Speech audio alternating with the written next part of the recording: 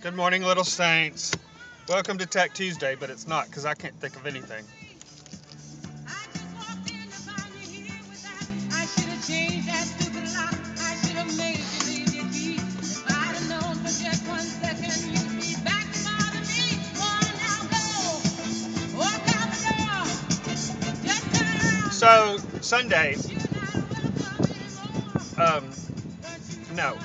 last Wednesday, I was asked to share my story with my congregation at Belmont United Methodist Church.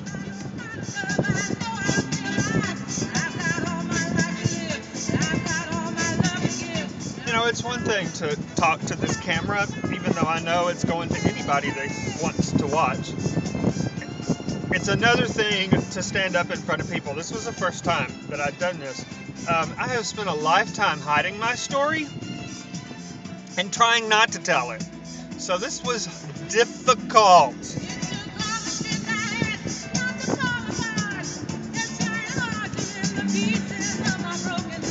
Of course, my story being that I'm gay. Not only that I'm gay, but that I was a pastor for 10 years and all of that. You know, how detailed do you go? Wow.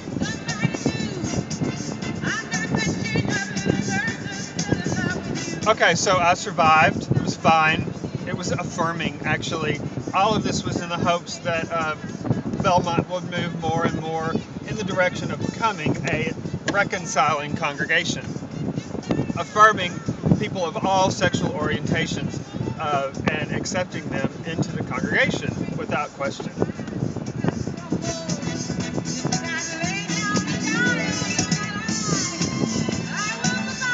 So I bring all that up just because of the don't ask, don't tell that's going on. When is the vote? I'm not sure, but I keep seeing it come up on Twitter because I follow people like Lady Gaga. Go Gaga.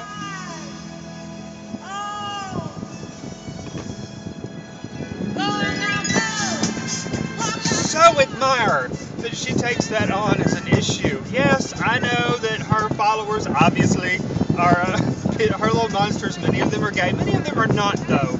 And there's no reason she doesn't have to do that. Kathy Griffin, too.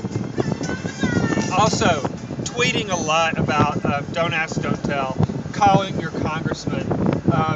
Really impresses me that they step it up and step forward for no reason other than it's the right thing to do. Really something. So, there is something to be said, I think, for if you are of like mind, instead of being silent, to say how you feel. Not always an easy thing to do, believe me, I know.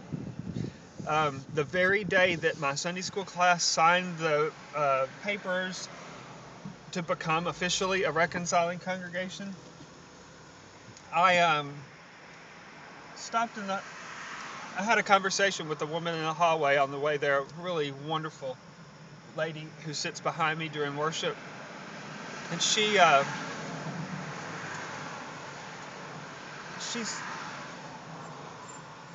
made some comment and said, well, as soon as you get these kids raised, we're just going to have to get you married. Find you somebody and get you married. And I didn't say anything. I didn't say I already had a partner of 10 years, Frank. I didn't say that. It's just easier sometimes not to deal. Well, I went from that to the Sunday school class where we read Martin Luther King's letter from a Birmingham jail. And there was a paragraph where he said, I can understand the people who are so against this and they speak out against it and fight against change and civil rights. I can understand that. And I can understand the people who fight for change and are militant about wanting change now and not wanting to wait. The people I cannot understand are the lukewarm people who say nothing at all, that you know have strong feelings one way or the other, but remain silent. Can't understand that. I was one of those people.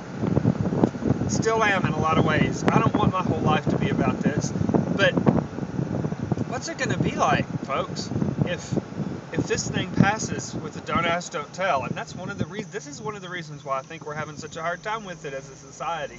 If it passes in don't ask, don't tell, gays have been in the military forever. Come on, but to acknowledge that and to say it's happening, what's it going to mean to the local church?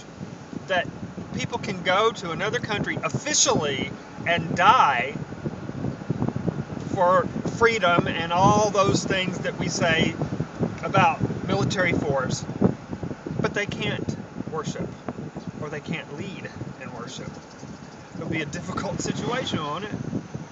And I think that's part of the reason why we've got such we've been slow in coming. So, you know, no matter what it is you think, speak it, say it.